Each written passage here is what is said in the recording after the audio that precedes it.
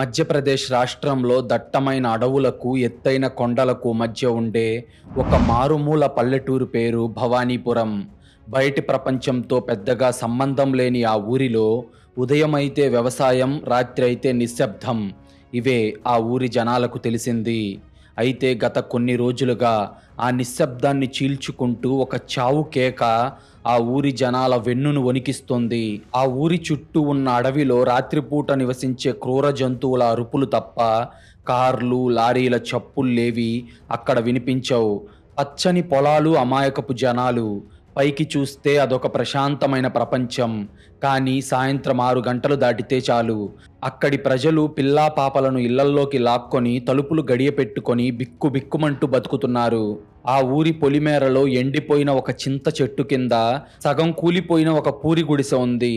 అందులో ఎవరితోనూ కలవకుండా ఒంటరిగా చిరిగిన బట్టలతో జుట్టు విర్రబోసుకొని ఉండే ఒక పిచ్చి ముసలావిడుంటుంది. ఆమె పేరు గంగమ్మ. ఆమెకు ఎవరున్నారు, ఎక్కడ్నుంచి వచ్చింది అనేది ఎవ్వరికీ తెలియదు. ఏళ్ల తరబడి ఆమె అక్కడే ఉంటుంది. ఎవరైనా పొరపాటున ఆమె గుడిసె వైపు వెళ్ళినా, ఆమెను పలకరించాలని చూసినా ఆమెకు ఎక్కడ లేని కోపం వస్తుంది. పిచ్చి చూపులు చూస్తూ నేల మీద ఉన్న గుప్పెడు మట్టిని తీసుకొని వాళ్ళ ముఖం మీద చల్లి, రేపు సూర్యుడు అస్తమించేలోపు నువ్వు శవానివవుతావురా అని భయంకరంగా అరుస్తూ శపిస్తుంది. మొదట్లో ఊర్లో వాళ్ళు ఆమెని ఒక పిచ్చిది అనుకొని ఆమె దగ్గరకు వెళ్ళడం మానేశారు. కానీ అకస్మాత్తుగా ఆ ఊర్లో జరగకూడని ఒక దారుణం మొదలయ్యింది. ఆ దారుణం ఏంటి అనేది చూసే ముందు మీరు గనుక ఇలాంటి క్రైమ్ స్టోరీస్ రోజూ చూడాలి అనుకుంటే ఇప్పుడే ఈ వీడియోను లైక్ చేసి మా ఛానల్ను సబ్స్క్రైబ్ చేసుకోండి. మీరు చేసే చిన్న లైక్, ఒక సబ్స్క్రైబ్ మమ్మల్ని ఎంతో ఎంకరేజ్ చేసినట్టుగా ఉంటుంది. గాలి వానకు ఊగుతున్న ఆ చింత చెట్టు కొమ్మలు చీకట్లో ఏదో రాక్షసుడి చేతుల్లా భయపెడుతుంటాయి. గంగమ్మ ఎప్పుడూ తనలో తానే ఏదో గొనుక్కుంటూ చింపిరి జుట్టుతో ఆ గుడిసె ముందు కూర్చొని ఉండే తీరు చూస్తే ఎవరికైనా గుండె జారిపోతుంది. అలాంటిది ఆ పిచ్చిది పెట్టిన శాపం నిజంగా పనిచేయడం మొదలయ్యాక ఆ గుడిసె వైపు కన్నెత్తి చూడటానికి కూడా ఊరి జనాలు వణికిపోయారు. ఒకరోజు ఉదయం ఊర్లో ఉన్న ఒక రైతు రామయ్య తన పొలానికి వెళ్తూ ఉండగా దారి తప్పి గంగమ్మ గుడిసె వైపు వెళ్ళాడు. ఆమె అరుస్తుంటే కోపంతో రామయ్య ఆమెను 2 తిట్లు కూడా తిట్టాడు. వెంటనే గంగమ్మ రగిలిపోతూ గుప్పెడు మట్టి తీసి రామయ్య మీద చల్లి, రేపు సూర్యుడు అస్తమించేలోపు నువ్వు శవానివవుతావురా అని శపించింది. అయితే రామయ్య దాన్ని పట్టించుకోకుండా ఇంటికి వెళ్ళిపోయాడు. ఆ రాత్రి భోజనం చేసి ఆరోగ్యంగానే పడుకున్న రామయ్య మరుసటి రోజు ఉదయానికి ప్రాణాలు లేకుండా మంచం మీదే శవమై కనిపించాడు. డాక్టర్లు వచ్చి చూసి నిద్రలోనే తీవ్రమైన గుండెపోటు వచ్చి చనిపోయాడని చెప్పారు. ఊరి జనాలు దాన్ని ఒక కోయిన్సిడెన్స్ అనుకున్నారు. రామయ్య ఇంటికి వెళ్ళిన వాళ్ళు ఆ శవాన్ని చూసి షాక్ అయిపోయారు. ఎప్పుడూ ఆరోగ్యంగా ఉండే వ్యక్తి రాత్రి కడుపు నిండా అన్నం తిని తన భార్యతో నవ్వుతూ మాట్లాడి పడుకున్న రామయ్య ముఖంలో ఏదో తెలియని భయం గడ్డకట్టుకొనుంది. ఊపిరి తీసుకోవడానికి చాలా కష్టపడినట్టు అతని కళ్ళు పెద్దవిగా తెరుచుకొనున్నాయి. అయినా సరే వయసు పైబడిన వాడు కావడంతో ఊరి జనాలు అది సాధారణ గుండెపోటు అనే సర్దుకుపోయారు. కానీ ఆ ప్రశాంతత ఎంతో కాలం నిలవలేదు. సరిగ్గా వారం తిరగక ముందే ఊరి పోస్ట్ మ్యాన్ సూరికి కూడా అదే గతి పట్టింది. గంగమ్మ గుడిసె వైపు పొరపాటున వెళ్ళిన సూరిని ఆమె మళ్ళీ అదే మాటతో శపించింది. మరుసటి రోజు ఉదయం సూరి కూడా తన ఇంట్లో గుండె ఆగిపోయి శవమై కనిపించాడు. ఇక మూడోసారేమో కిరాణా కొట్టు నడుపుకునే రవి అనే ఒక 25 ఏళ్ల కుర్రాడు గంగమ్మ గుడిసె దగ్గర ఉన్న చెట్టు కింద తన సైకిల్ని ఆపాడని ఆమె వాడి మీద మట్టి చల్లి శపించింది. ఆ కుర్రాడికి ఎలాంటి ఆరోగ్య సమస్యలు లేవు. పైగా ఒక జిమ్ముకు వెళ్లే కుర్రాడున్నట్టు చాలా బలంగా ఉంటాడు. కానీ ఆ శాపం తగిలిన మరుసటి రోజు ఉదయం రవి కూడా తన గదిలో గుండెపోటుతో చచ్చిపోయున్నాడు. వరుసగా జరిగిన ఈ మరణాలు ఊర్లో సంచలనంగా మారాయి. ముఖ్యంగా రవి లాంటి కండలు తిరిగి ఫిట్గా ఉన్న కుర్రాడు కేవలం ఒక రాత్రిలో ఊపిరాడక గుండె ఆగిపోయి చనిపోవడం అందరి బుర్రలను తొలిచేసింది. రవి తల్లిదండ్రుల ఏడుపులు ఆ ఊరి గాలిలో కలిసిపోయి ఒక భయానక వాతావరణాన్ని సృష్టించాయి. ప్రతి ఒక్కరి కళ్ళల్లోనూ ఒకటే ప్రశ్న, తర్వాతి వంతు ఎవరిది అని. వరుసగా 3 మరణాలు. ముగ్గురు ఆరోగ్యంగా ఉన్నవాళ్లే. ముగ్గురు గంగమ్మ శాపం పెట్టిన 24 గంటల్లోనే చనిపోయారు. ముగ్గురి మరణాలకు కారణం గుండెపోటే. శవాల మీద ఒక్క రక్తపు చుక్క లేదు. గొడవపడిన ఆనవాళ్లూ లేవు. విషం తాగిన లక్షణాలు లేవు. ఈ వరుస సంఘటనలతో భవానీపురం ఊరంతా భయంతో వణికిపోయింది. గంగమ్మ ఒక మనిషి కాదని, ఆమెకు క్షుద్రశక్తులున్నాయని, ఆమె దయ్యంగా మారిపోయిందని ఊరి జనాలు బలంగా నమ్మడం మొదలుపెట్టారు. సూర్యుడు అస్తమించాక ఎవరూ ఇళ్లల్లో నుంచి బయటకు కూడా రావడం మానేశారు. ఆ ఊరిని ఒక భయంకరమైన చావు భయం కమ్మేసింది.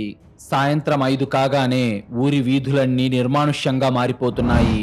ఆ ఊరి ప్రజలు గాలి వీచిన చప్పుడు వినిపిస్తేనే చాలు తలుపులు గట్టిగా మూసుకుంటున్నారు. కనీసం కిటికీల సందుల్లో నుంచి బయటకు చూడటానికి కూడా భయపడుతున్నారు. ఆ భవానీపురం పల్లెటూరు ఇప్పుడు అక్షరాల ఒక సజీవ శ్మశానంలా మారిపోయింది. సరిగ్గా అప్పుడే ఆ ఊరికి ఒక కొత్త సబ్ ఇన్స్పెక్టర్ బదిలీపై వచ్చాడు. అతని పేరు సూర్య. అతను దయ్యాలు, భూతాలు, శాపాలు వంటి మూఢనమ్మకాలను అస్సలు నమ్మడు. ఊర్లో జరుగుతున్న ఈ వరుస మరణాల గురించి వినగానే సూర్య ఇన్వెస్టిగేషన్ మొదలుపెట్టాడు. నేరుగా ఆ ముగ్గురి ఇళ్లకు వెళ్ళి వాళ్ళు చనిపోయిన గదులను అణువణువునా పరిశీలించాడు. కానీ ఎక్కడా ఎలాంటి ఆధారాలు లేవు. ఆ తర్వాత వాళ్ళ పోస్టుమార్టం రిపోర్ట్స్ని 1కి 10 సార్లు చదివాడు. ప్రతి రిపోర్ట్లో న్యాచురల్ కార్డియాక్ అరెస్ట్ అనే ఉంది. బాడీలో ఎలాంటి పాయిజన్స్ లేవు అని రిపోర్ట్ క్లియర్గా చెప్తుంది. దాంతో సూర్య బుర్రలో ఒకటే ఆలోచన, శాపం పెడితే మనుషులు చనిపోవడం ఏంటి? అది అసాధ్యం. దీని వెనుక ఖచ్చితంగా ఎవరో ఒక మనిషి ఆడుతున్న కిరాతకమైన గేమ్ ఉంది. కానీ హంతకులు మాత్రం ఎక్కడా ఒక్క ఆధారం కూడా ఎందుకు వదలట్లేదు అనేది సూర్యకి అర్థం కావట్లేదు. నిజానికి నేరస్తుణ్ణి చూస్తే వాడి సైకాలజీని చదివేసే టాలెంట్ సూర్యకి సొంతం. డ్యూటీలో జాయిన్ అయిన మొదటి రోజే ఈ ఫైల్స్ అన్నీ అతని టేబుల్ మీద పడ్డాయి. ఒకే ప్యాటర్న్లో చనిపోయిన ఆ ముగ్గురి డెత్ సర్టిఫికేట్స్ చూసి అతను తన సైకలాజికల్ బ్రెయిన్కి పని చెప్పాడు. ఈ కేసులో ఏదో పెద్ద మిస్టరీ దాగుందని సూర్య గట్టిగా నమ్మాడు. స్టేషన్లో కూర్చున్న సూర్య ఆ ముగ్గురి శవాలకు సంబంధించిన ఫోటోలను గోడ మీద అంటించి వాటిని తీక్షణంగా పరిశీలిస్తున్నాడు. శవాలను తీసిన అన్ని యాంగిల్ ఫోటోలను చూస్తున్నాడు. అప్పుడు సడన్గా అతని చూపు ముగ్గురి ఫోటోల్లోనూ కామన్గా ఉన్న ఒక చిన్న విషయం దగ్గర ఆగింది. చనిపోయిన ముగ్గురి శవాల కాలి మడమ దగ్గర ఒక చిన్న నల్లటి మచ్చ ఉంది. అది కంటికి కూడా సరిగ్గా కనిపించనంత చిన్నగా ఉంది.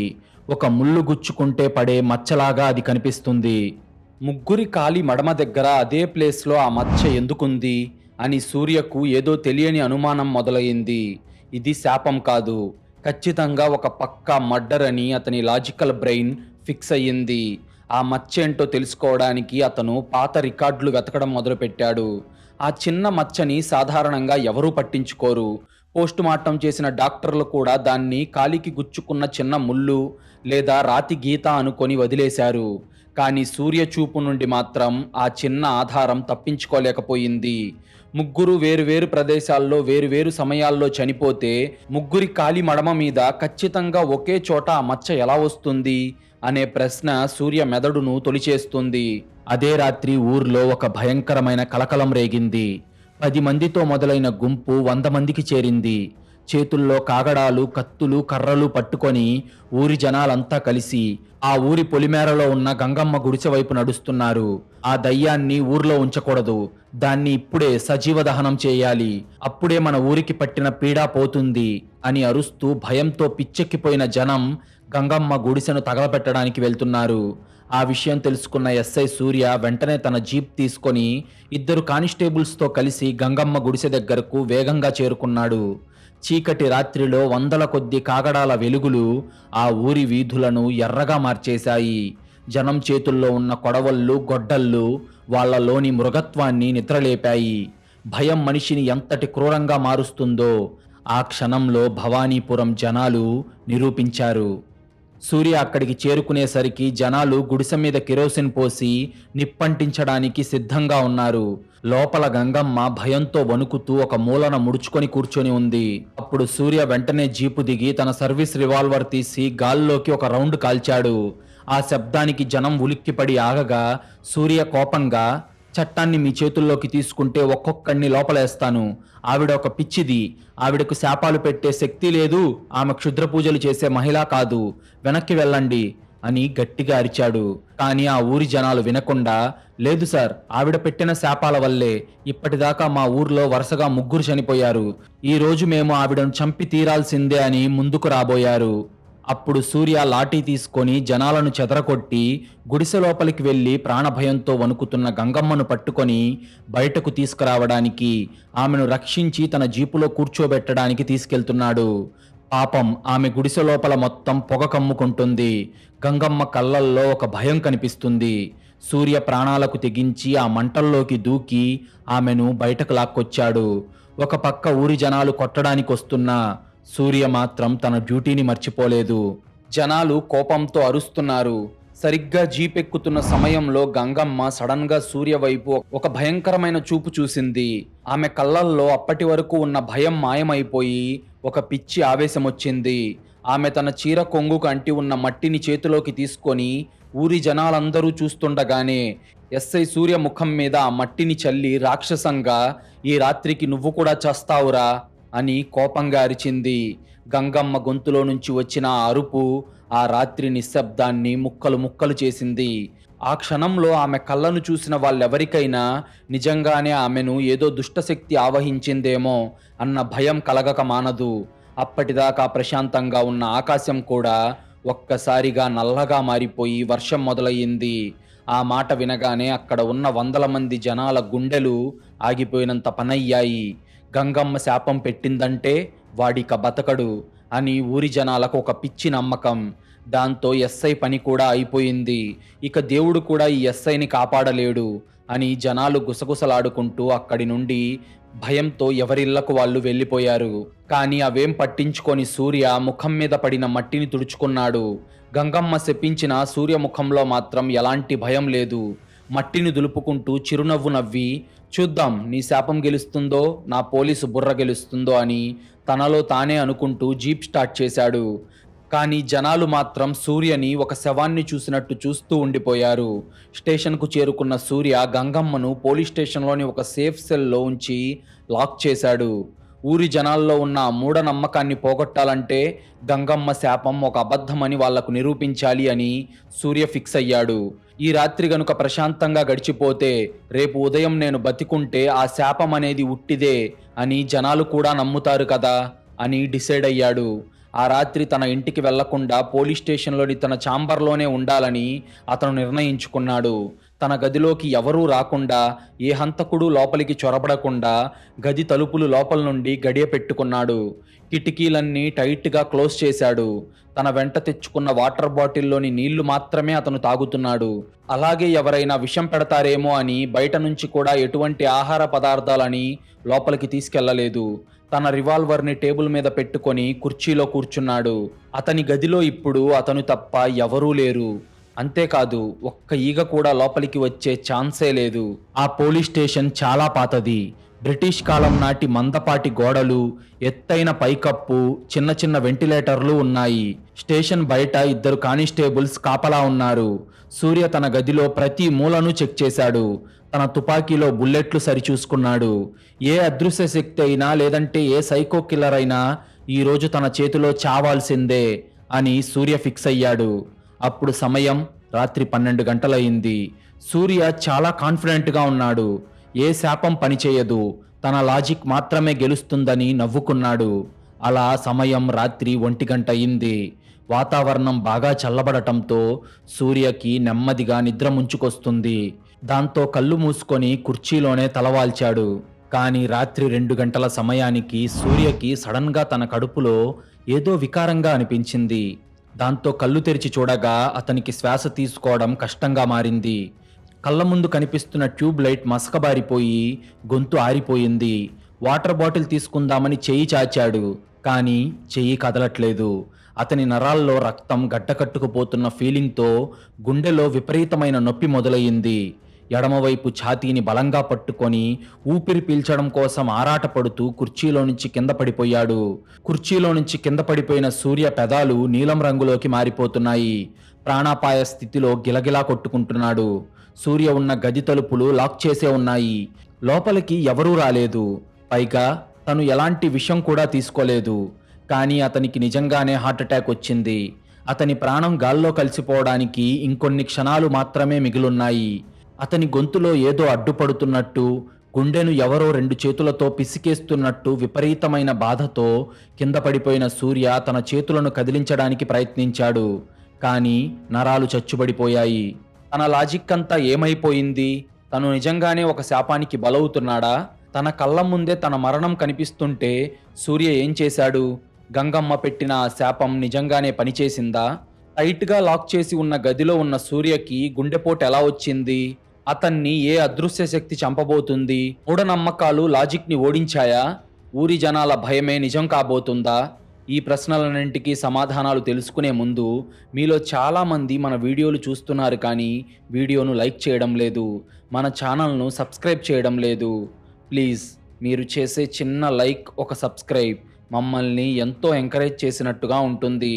అలాగే ఇలాంటి క్రైమ్ స్టోరీస్ రోజు మీ ముందుకు తీసుకురావడానికి మాకు చాలా బూస్టప్ ఇచ్చినట్టుంటుంది. సూర్య ఉన్న గదిలో గాలి ఆగిపోయినట్లుంది. కుర్చీలో నుంచి కింద పడిన సూర్య ఊపిరి పీల్చుకోవడానికి గిలగిలా కొట్టుకుంటున్నాడు. అతని కళ్ళ ముందున్న ట్యూబ్ లైట్ వెలుగు మసకబారుతుంది. ఎడమవైపు ఛాతీలో ఏదో బండరాయి పెట్టి నొక్కినంత భయంకరమైన నొప్పొస్తుంది. గంగమ్మ శాపం నిజంగానే పనిచేసిందా? అదృశ్య శక్తులు నన్ను చంపేస్తున్నాయా అని అతని లాజికల్ బ్రెయిన్ కూడా ఒక సెకను పాటు భయపడింది. కానీ చావు అంచుల దాకా వెళ్ళినా కూడా సూర్యలోని ఆ పోలీసు బుద్ధి చావలేదు. తన ప్రాణం పోతున్న ఆఖరి క్షణంలో కూడా తన శరీరంలో ఏం జరుగుతుందో గమనించడానికి అతను ప్రయత్నించాడు. సరిగ్గా అప్పుడే అతని కుడికాలి మడమ దగ్గర ఒక చిన్న తిమ్మిరి, మంట అనిపించింది. వణుకుతున్న చేతులతో తన ప్యాంటుని పక్కకు లాగి చూశాడు. అతని కాలి మడమ మీద కంటికి కూడా కనిపించినంత ఒక చిన్న నల్లటి మచ్చుంది. అవును, చనిపోయిన ఆ 3 శవాల కాలి మడమ మీద ఉన్న మచ్చలాంటిదే సూర్యకి కూడా ఉంది. అప్పుడు అతని కళ్ళల్లో ఆ 3 మరణాలకు సంబంధించిన ఆ పాత ఫైల్స్, ఆ పోస్టుమార్టం రిపోర్ట్స్ అన్నీ ఒక్క సెకనులో గిర్రున తిరిగాయి. ఆ నల్లటి మచ్చ చూడగానే అతని పోలీస్ మెదడు చావుని సైతం పక్కన పెట్టి ఆలోచించడం మొదలు పెట్టడంతో అతనికి ఒక క్లారిటీ వచ్చేసింది. ఇది క్షుద్ర పూజల శక్తి కాదు, సైన్స్ సృష్టించిన మృత్యువు అని. అప్పుడే సూర్య మెదడులో ఒక పిడుగులాంటి లాజిక్ వెలిగింది. ఇది శాపం కాదు, గుండెపోటు అంతకంటే కాదు, ఇది ఒక బయోలాజికల్ వెపన్ అని సూర్యకు అర్థమైంది. తన నరాల్లో పాకుతున్నది భయం కాదు, ఒక భయంకరమైన విషం. తన గొంతులో నుంచి మాట రావడం లేదు. కండరాలు పక్షవాతం వచ్చినట్టు బిగుసుకుపోతున్నాయి. ఎలాగైనా బయట ఉన్న కానిస్టేబుల్స్ని పిలవాలి అని సూర్య తన సర్వశక్తులు కూడా తీసుకొని నేల మీద పాకుతూ వెళ్ళి టేబుల్ మీద ఉన్న తన రివాల్వర్ని అతి కష్టం మీద చేతుల్లోకి తీసుకున్నాడు. పైకి లేచే ఓపిక కూడా లేక నేల మీదనే పడుకొని గన్ను ట్రిగ్గర్ నొక్కి తలుపు మీదకు ఫైర్ చేశాడు. ఆ తుపాకీ శబ్దానికి పోలీస్ స్టేషన్ బయట కాపలా ఉన్న కానిస్టేబుల్స్ ఒక్కసారిగా ఉలిక్కిపడి పరిగెత్తుకుంటూ వచ్చి తలుపులు బద్దలు కొట్టేసరికి లోపల సూర్య నోట్లో నుంచి నురగ వస్తూ ప్రాణాపాయ స్థితిలో పడి ఉన్నాడు. అది చూసి సార్ సార్ ఏమైంది అని కానిస్టేబుల్స్ కంగారు పడుతూ వెంటనే అతన్ని జీపులో ఎక్కించుకొని 40 కిలోమీటర్ల దూరంలో ఉన్న సిటీ హాస్పిటల్కి ప్రాణాలు అరచేతిలో పెట్టుకొని తీసుకెళ్లారు. హాస్పిటల్కి వెళ్లే ఆ 40 కిలోమీటర్ల ప్రయాణం ఆ కానిస్టేబుళ్లకు ఒక యుగంలా గడిచింది. ఒకవైపు కానిస్టేబుల్స్ జీపును గాల్లో తేలిపోయేలా డ్రైవ్ చేస్తున్నారు. మరోవైపు సూర్య పల్స్ పడిపోతూ ఊపిరి తీసుకోవడం కూడా కష్టంగా మారింది. కానీ సూర్య బుర్రలో మాత్రం ఆ హంతకుడిని పట్టుకోవాలన్న కసి అతని ప్రాణాన్ని నిలబెడుతుంది. అప్పుడు సమయం ఉదయం 8 గంటలవుతుంది. సూర్య కళ్ళు తెరిచాడు. అతనికి ఐసీయూలో ఆక్సిజన్ మాస్క్ పెట్టుంది. పక్కనే ఒక డాక్టర్ కూడా నిలబడి ఉన్నాడు. ఎలాగైతేనేం సూర్య ప్రాణాలతో బతికిపోయాడు. అప్పుడు doctor, you are very lucky inspector, ఇంకొక 10 నిమిషాలు లేట్ అయి ఉంటే మీ గుండె ఆగిపోయేది. మీ బాడీలో న్యూరోటాక్సిన్ రేంజ్ చాలా ఎక్కువగా ఉంది. మేము వెంటనే యాంటీ వేనం ఇచ్చి మిమ్మల్ని కాపాడాం అన్నాడు డాక్టర్. అది విన్న సూర్య మాస్క్ తీసి అతి కష్టంగా, న్యూరోటాక్సిన్ అంటే ఏంటి డాక్టర్, నన్ను కరిచిందేంటి అని అడగ్గా డాక్టర్ చాలా సీరియస్గా, నిన్ను కరిచింది ఒక అత్యంత ప్రమాదకరమైన పాము. దాని పేరు కామన్ క్రైట్, అనగా కట్లపాము. ఇండియాలో ఉన్న పాములన్నిట్లోకెల్లా ఇది చాలా సైలెంట్ మరియు డెడ్లీ కిల్లర్. దీని స్పెషాలిటీ ఏంటంటే ఇది కరిచినప్పుడు ఎలాంటి నొప్పి ఉండదు. కేవలం ఒక దోమ కుట్టినట్టు అనిపిస్తుంది. కరిచిన చోట ఎలాంటి వాపు ఉండదు, రక్తం రాదు. కేవలం ఒక చిన్న నల్లటి సూది మచ్చ మాత్రమే ఉంటుంది. ఇది రాత్రిపూటే తిరుగుతుంది. మనిషి నిద్రపోతున్నప్పుడు ఇది కరిస్తే వాడు నొప్పి తెలియకుండా అలాగే నిద్రపోతాడు. దీని విషం రక్తంలోకి వెళ్ళాక నాడీ వ్యవస్థను బ్లాక్ చేస్తుంది. దానివల్ల శ్వాస ఆగిపోతుంది. చూసే వాళ్లకు ఖచ్చితంగా అది ఒక న్యాచురల్ హార్ట్అటాక్ లాగే కనిపిస్తుంది. పోస్ట్ మార్టంలో కూడా సరిగ్గా చెక్ చేయకపోతే పాము కాటు అని ఎవ్వరూ కనిపెట్టలేరు అని ఆ డాక్టర్ దాని గురించి మొత్తం వివరంగా వివరించాడు. ప్రకృతిలో మనిషిని చంపే ఆయుధాలు ఎన్నో ఉన్నాయి, కానీ అందులో దొరకకుండా చంపే ఆయుధాలు చాలా తక్కువ. ఆ కట్లపాము కూడా అలాంటి ఒక పర్ఫెక్ట్ న్యాచురల్ వెపన్. ఆ కిల్లర్కి పాముల గురించి ఎంత అవగాహన ఉందో, వాడి ప్లానింగ్ ఎంత పక్కాగా ఉందో సూర్యకు అర్థమైంది. ఆ మాటలు వినగానే సూర్య మెదడులో 100 బల్బులు వెలిగాయి. ఆ ఊర్లో జరిగిన వరుస మరణాల వెనక ఉన్న సైలెంట్ కిల్లర్ దయ్యం కాదు, ఈ కట్లపాము. రామయ్య, పోస్ట్ మ్యాన్ సూరి, కిరాణా కొట్టు రవి, వీళ్ళ ముగ్గురిని అదృశ్య శక్తులు చంపలేదు. వాళ్ళు రాత్రి ఇంట్లో నిద్రపోతున్నప్పుడు కరెక్ట్గా ఈ పాము కాటుకి గురయ్యారు. అందుకే వాళ్ళ శవాల కాలి మడమల మీద చిన్న నల్లటి మచ్చ ఉంది. అందుకే వాళ్ళందరూ గుండెపోటు లాంటి లక్షణాలతోనే చనిపోయారు. సూర్యగది లాక్ చేసున్నప్పటికీ ఆ స్టేషన్ పాతది కాబట్టి పైకప్పు వెంటిలేటర్ గుండా ఖచ్చితంగా ఆ పామును ఎవరో లోపలికి జారవిడిచారు. ఒక పామును దయ్యంగా, శాపంగా మార్చి ఊరి జనాలను భయపెడుతున్న ఆ మాస్టర్ మైండ్ ఎవడు అనేది కనుక్కోవడానికి సూర్య వెంటనే డిశ్చార్జ్ తీసుకొని ఎవరికీ తెలియకుండా ఒక సివిల్ డ్రెస్లో భవానీపురం ఊరికి వెళ్ళాడు. నేరుగా ఆ ముగ్గురు చనిపోయిన వాళ్ళ ఇళ్లకి వెళ్లి వాళ్ళ కుటుంబ సభ్యులను సీక్రెట్గా కలిశాడు. వాళ్ళ భూముల దస్తావేజులు, వాళ్ళ ఆర్థిక లావాదేవీలు చెక్ చేశాడు. వాళ్ళ ముగ్గురికి సంబంధించిన ఒక షాకింగ్ కామన్ పాయింట్ సూర్యకు దొరికింది. ఆ ముగ్గురికి ఊరి నడిబొడ్డున ఉన్న పాత గుడి వెనకాల ఒకే సర్వే నంబర్లో పక్కపక్కనే 3 ఎకరాల చొప్పున వ్యవసాయ భూములున్నాయి అని తెలుసుకున్న సూర్య వెంటనే మండల రెవెన్యూ ఆఫీస్కి వెళ్ళి ఆ భూముల జియోలాజికల్ సర్వే రిపోర్ట్స్ని బయటకు తీశాడు. ఆ రిపోర్ట్ చూడగానే సూర్యకి మైండ్ బ్లాక్ అయ్యింది. భవానీపురం ఊరి కింద, అది కూడా ఖచ్చితంగా ఆ ముగ్గురు చనిపోయిన వాళ్ళ మరియు మరో రైతైన సాంబయ్య భూముల కింద అత్యంత విలువైన అరుదైన బ్లాక్ గ్రానైట్ నిక్షేపాలున్నాయని ఒక సీక్రెట్ గవర్నమెంట్ సర్వేలో తేలింది. ఆ గ్రానైట్ విలువ 100 కోట్లలో ఉంటుంది. 100 కోట్ల విలువ చేసే గ్రానైట్ ఉందన్న విషయం పాపం ఆ అమాయకపు రైతులకు తెలియదు. కానీ ఊర్లో ఒకే ఒక్కడికి ఆ విషయం తెలుసు. వాడే ఆ ఊరి ప్రెసిడెంట్ వీరభద్ర. వీరభద్ర పైకి చాలా మంచివాడిలా నటిస్తాడు, కానీ వాడి లోపల ఒక భయంకరమైన రాక్షసుడున్నాడు. ఆ భూములు ఎలాగైనా ఆ రైతుల నుండి లాక్కోవాలని వీరభద్ర ఎప్పటి నుండో వాళ్ళను భయపెడుతున్నాడు. డబ్బులు ఆశ చూపుతున్నాడు. కానీ ఆ రైతులు తమ తాతల నాటి భూమిని అమ్మడానికి అస్సలు ఒప్పుకోలేదు. దాంతో వాళ్లను అడ్డు తొలగించుకోవడానికి, ఆ భూములను లాక్కోవడానికి వీరభద్ర వేసిన ఒక భయంకరమైన సైకలాజికల్ మైండ్ గేమే ఈ ముసలమ్మ శాపం. వీరభద్ర ఎంత కిరాతకుడో అంత జిత్తుల మారి మనిషి. ఎవరికి ఏ అవసరం వచ్చినా ముందుండి సాయం చేస్తున్నట్టు నటిస్తూనే వాళ్లను వెన్నుపోటు పొడవడంలో అతను సిద్ధహస్తుడు. 100 కోట్ల గ్రానైట్ కోసం సొంత ఊరి జనాలనే పాములతో కాటేయించిన వాడి క్రూరత్వం సూర్య రక్తాన్ని మరిగించింది. సూర్యకి వీరభద్ర ప్లాన్ మొత్తం పూసగుచ్చినట్టు అర్థమైపోయింది. టెక్నాలజీ లేకుండా ఒక మనిషి మెదడు ఎంత కిరాతకంగా ఆలోచిస్తుందో సూర్యకు కల్లారా కనిపించింది. వీరభద్ర నేరుగా వాళ్లను కత్తులతో చంపితే పోలీసులకు దొరికిపోతాడు. అందుకే వాడు ఆ ఊరి పొలిమేరలో ఉన్న ఒక పిచ్చి ముసలావిడైన గంగమ్మను తన ఆయుధంగా వాడుకున్నాడు.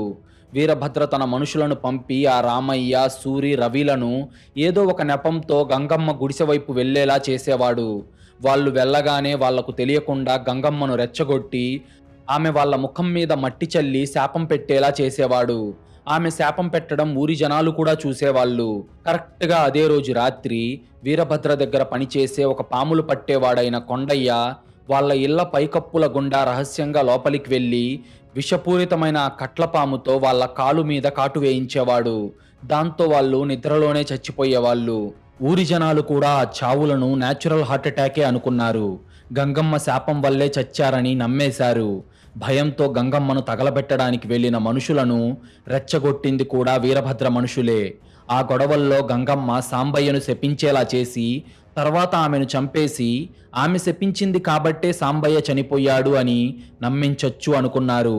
కానీ ఎస్ఐ సూర్య వాళ్లను ఆపి లాజిక్కులు మాట్లాడుతున్నాడని ఆ రాత్రి స్టేషన్లో నిద్రపోతున్న సూర్య గదిలోకి కూడా వెంటిలేటర్ గుండా ఆ పామును వదిలింది వీరభద్రయ్యే.